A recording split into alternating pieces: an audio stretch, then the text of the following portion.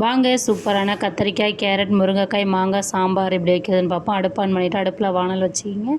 வானலில் 4 ஸ்பூன் எண்ணெய், 1 டீஸ்பூன் கடுகு உளுத்தம்பருப்பு, 1 டீஸ்பூன் சின்ன ஜீரகம், கருவேப்பிலை, 5, 6 பூண்டு பல், ஒரு பெரிய வெங்காயம், தக்காளி, மஞ்சத்தூள் சேர்த்து நல்லா வதக்கிக்கிங்க. அது கூட கொஞ்சம் கொத்தமல்லி இலைகள் இந்த ஸ்டேஜில் சேர்த்திங்கன்னா சுவை சூப்பராக இருக்கும் சாம்பார்.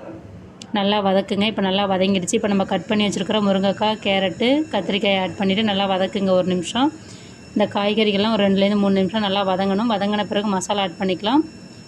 1 ஸ்பூன் குழம்பு மிளகாய்த்தூள், 2 ஸ்பூன் மல்லித்தூள், 1 ஸ்பூன் மிளகாய்த்தூள் ஆட் பண்ணிவிட்டு நான் பருப்பு வேக வச்ச தண்ணி ஆட் பண்ணிக்கிறேன். இப்படி வைக்கிறப்ப சாம்பார் ரொம்ப டேஸ்ட்டாக இருக்கும்.